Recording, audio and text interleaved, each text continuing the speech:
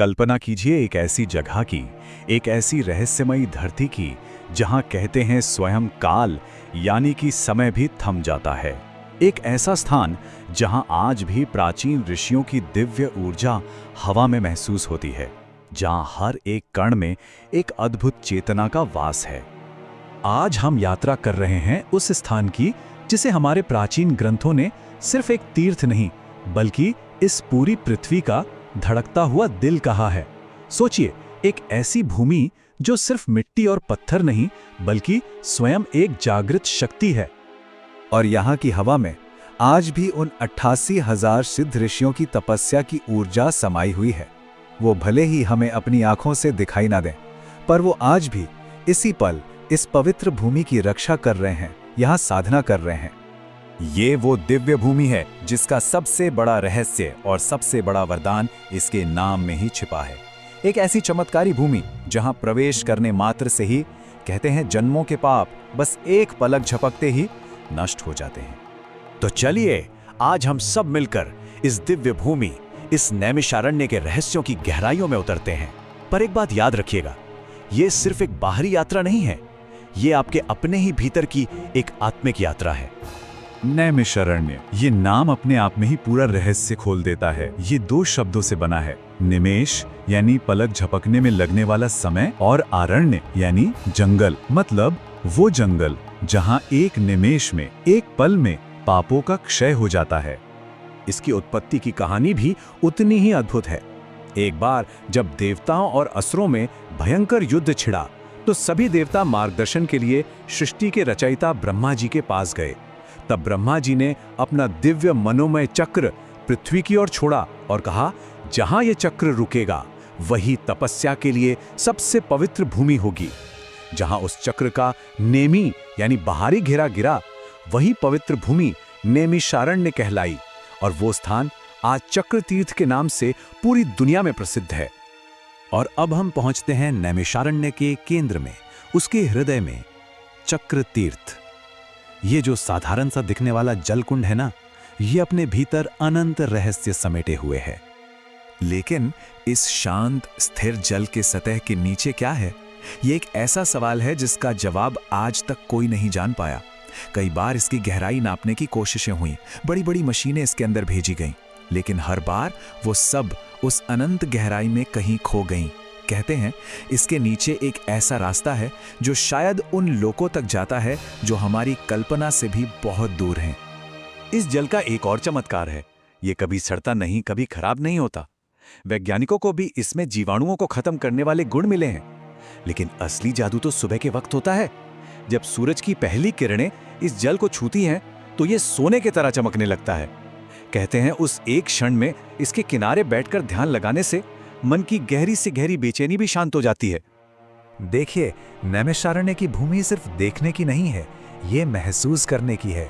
यहाँ के कण कण में ऋषियों की ऊर्जा समाई हुई है जिसे आप वाकई महसूस कर सकते हैं।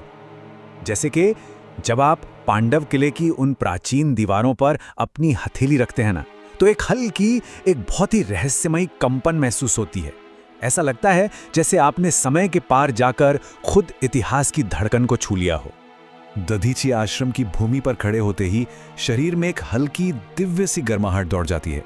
व्यास गद्दी पर जहां बैठकर महर्षि वेद व्यास ने 18 पुराणों का वाचन किया था, वहां बैठते ही मन के अंदर एक असीम शांति उतरने लगती है। और मां ललिता देवी के शक्तिपीठ पर कई भक्तों को अपने माथे के बीच में आज्ञा चक्र पर एक हल्की सी स्पंदन, एक वाइब्रेशन महसूस होती है, जैसे कोई सोया हुआ ऊर्जा केंद्र जाग रहा हो। यहाँ सिर्फ मंदिर ही नहीं बल्कि यहाँ की प्रकृति भी आपसे बात करती है। यहाँ के पेड़, यहाँ की हवा और जल सब किसी गहरे रहस्य की ओर इशारा करते हैं।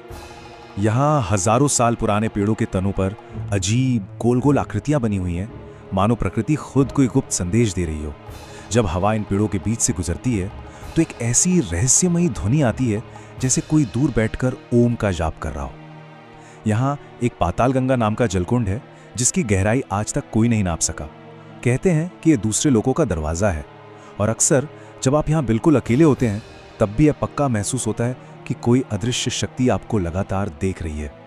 और जैसे ही रात का अंधेरा होता है, नैमिषारण्य का असली रहस्य जाग उठता है।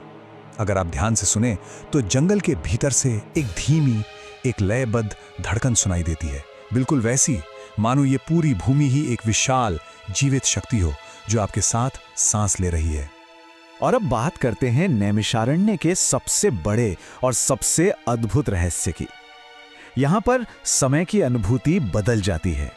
कई यात्रियों ने ये अनुभव किया है और शायद आप भी करेंगे। यहाँ बिताए गए 5 मिनट कभी-कभी 10 मिनट जितने लंबे लग सकते हैं, तो वहीं आधा घंटा सिर्फ 5 मिनट में बीता हुआ महसूस हो सकता है। समय यहाँ एक सीधी रेखा में नहीं चलता।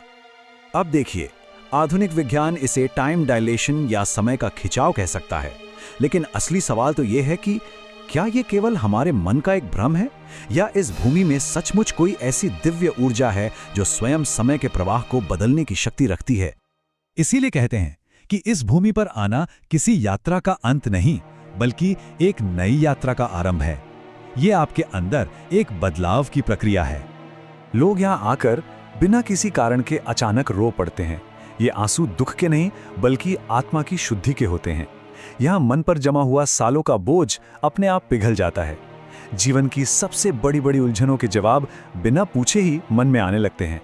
ऐसा लगता है जैसे ये भूमि आपकी सारी थकान और नकारात्मकता को अपने अंदर सोख लेती है और एक नई ऊर्जा से भरकर आपको बार बार वापस आने के लिए बुलाती है।